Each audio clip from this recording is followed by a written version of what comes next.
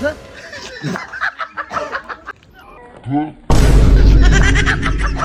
know? You know?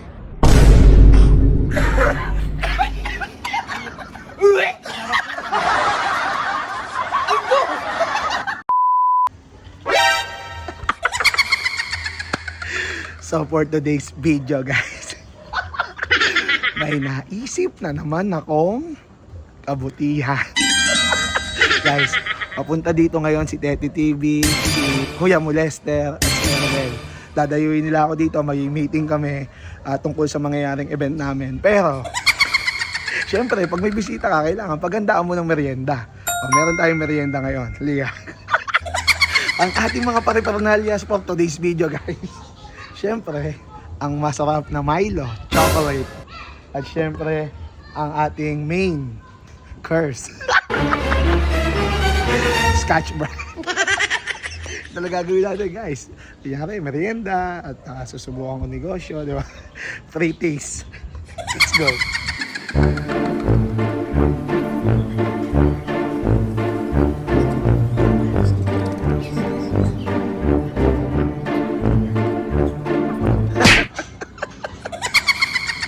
So guys, okay na yun.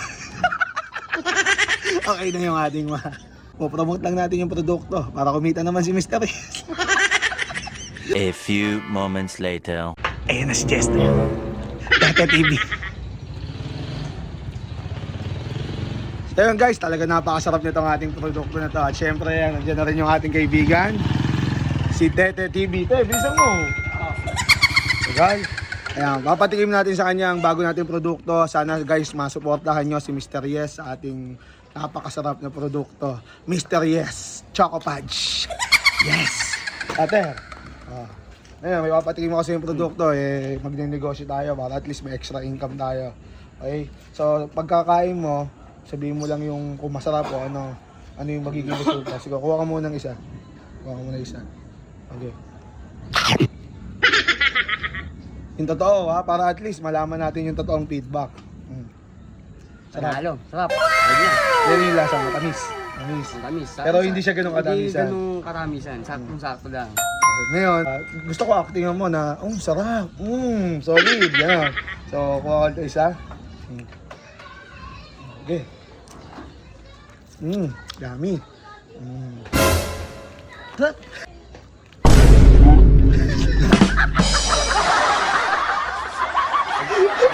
Baka yung kukuha na ito.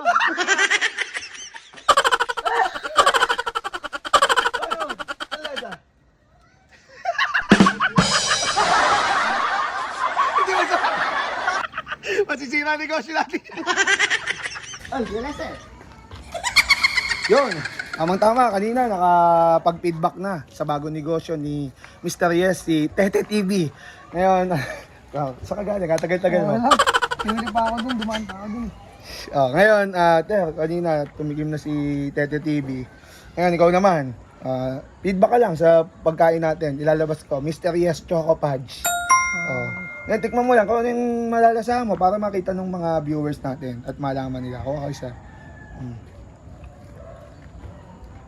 Oo, dahan-dahan. Sarap hindi.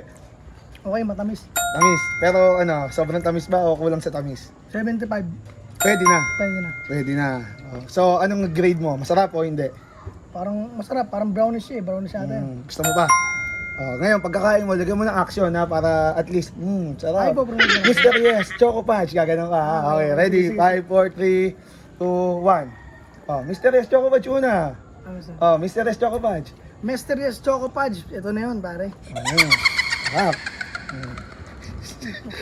Puta! Bakit? Bakit? Ano yun lang nakuha? Nasaan? Ano ba? Sasabihin ko pa na. Ano ba yun? Sira negosyo mo ito. Sira negosyo mo ito. Sira negosyo mo ito.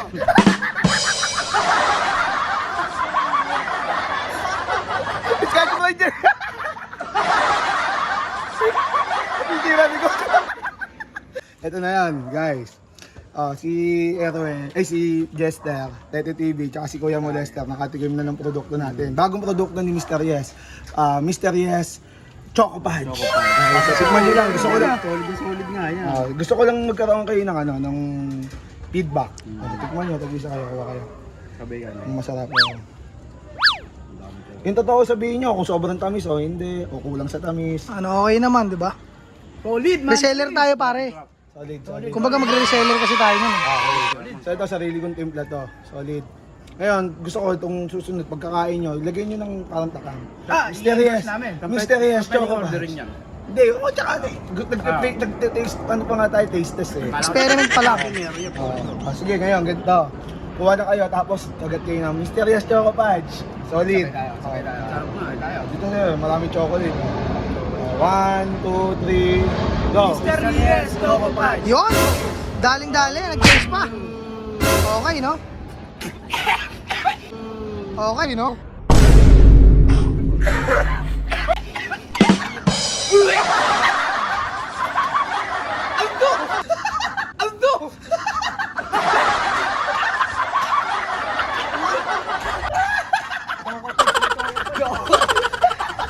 Hindi Choco Punch. Alam mo ano yan? Choco Light? Choco Punch. Choco Punch. Okay guys, ayoko na magnegosyo.